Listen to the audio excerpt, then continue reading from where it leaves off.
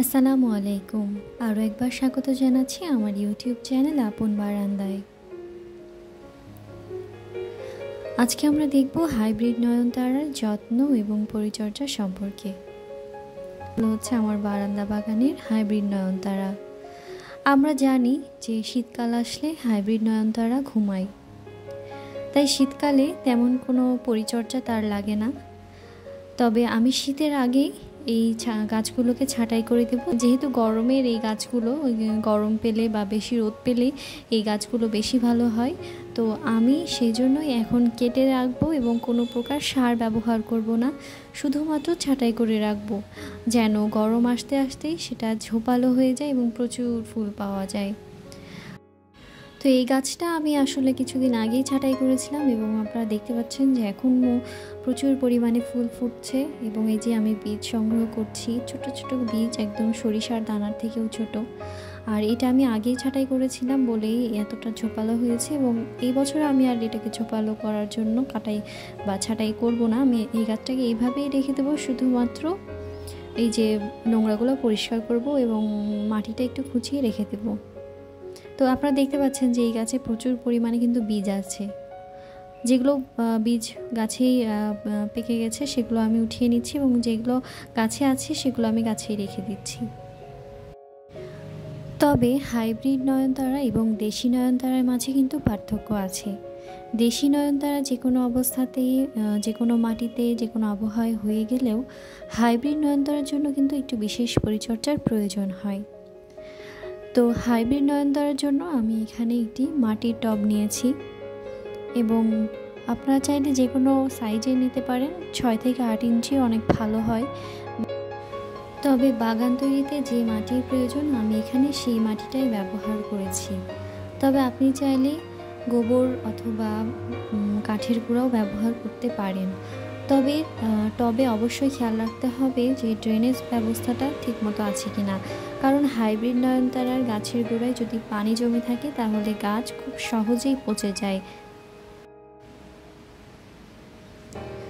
টবে যদি 3টি ছিদ্র থাকে তো সেটা খুব ভালো টবের জন্য।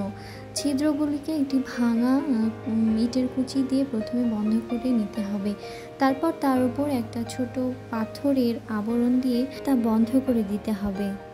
এটা হলো আপনার টবের ড্রেনেজ সিস্টেম। এরপর আস্তে আস্তে টবে মাটি দিন এবং হাত দিয়ে তা চেপে চেপে বসিয়ে দিন। এভাবে একটি নয়নতারা চারা আপনি মাঝ বরাবর বসিয়ে দিন। আর লক্ষ্য রাখবেন যেন টবের ওপর থেকে 2 ইঞ্চি ফাঁকা থাকে, যাতে আপনার পানি এবং সার দিতে সুবিধা হয়। নয়নতারা গাছের মাটি যেন সবসময় ভেজা ভেজা থাকে এই বুঝে পানি দিতে হবে, কিন্তু টবে যেন পানি না জমে থাকে সেটা লক্ষ্য রাখতে হবে। বুঝে বুঝে পানি দিতে হবে। নয়নতারা রোদ খুব ভালোবাসে, এটি গরমের ফুল। আমার এই নয়নতারা গাছটার ডালগুলো খুব বেশি লম্বা হয়ে গেছে এবং পাতাগুলো হলুদ হয়ে গেছে। তো সেজন্য আমি একটি নির্দিষ্ট অংশ পর্যন্ত কেটে দেব এবং এখান থেকে আমি কোনো প্রকার বীজও সংগ্রহ করব না এবং কোনো সারও দিব না, শুধুমাত্র ছাঁটাই করে ফেলব। হাইব্রিড নয়নতারা গাছটিকে যদি সকাল এবং বিকালে ঠিকমতো রোদ এবং পানি স্প্রে করা যায় তাহলে এই গাছটি এমনিতেই সুস্থ থাকে। পোকামাকড়ও তেমন একটি আক্রমণ করতে পারে না। তবে চাইলে সার হিসেবে 1 চা চামচ অথবা তার অর্ধেক ডিএপি সার ব্যবহার করা যেতে পারে। আর এই গাছটি নিয়মিত ছাঁটাই করলে এমনিতেই অনেক বেশি ঝোপালো হয়ে যায়। হাইব্রিড নয়নতারার যত্ন করার আরও বেশ কিছু টিপস হিসেবে বলা যেতে পারে যে নার্সারি থেকে কেনা গোবর মিশ্রিত মাটির সাথে কোকোপিট মিশিয়ে চারা টবে লাগিয়ে দেবেন। গাছ লাগানোর পর 3 থেকে 4 দিন ছায়ায় রাখবেন। এরপর হালকা রোদ এবং আলো বাতাস আসে সেই জায়গায় রাখার পর রোদে রাখতে হবে। গাছ লাগানোর পর টবের উপরের মাটি একদম শুকিয়ে না গেলে পানি দেবেন না। বেশি পানি দিলে গাছের গোড়া পচে যাবে, ছত্রাকের আক্রমণ হবে।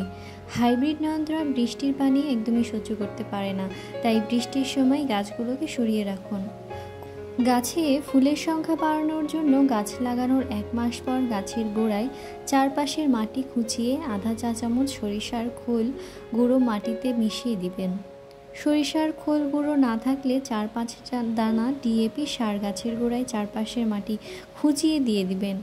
এরপর পানি দিয়ে দিবেন। ডিএপি সার যেন পরিমাণে বেশি না হয়। আজকে আমার এই গাছগুলো ছাঁটাই করা শেষ। আমি এখন এই গাছগুলোকে এভাবেই রেখে দেব এবং শীত চলে যাওয়ার পরে আমি এই গাছগুলোকে চেষ্টা করব আরও একবার ছাঁটাই করে খাবার দিয়ে দিতে, যেন গ্রীষ্মকাল আসতে আসতে প্রচুর পরিমাণে ফুল পাওয়া যায়। আজকের ভিডিওটি তাহলে এই পর্যন্তই। কারো যদি কোনো প্রশ্ন থেকে থাকে তাহলে অবশ্যই কমেন্ট করে জানাবেন। আল্লাহ হাফিজ। আসসালামু আলাইকুম।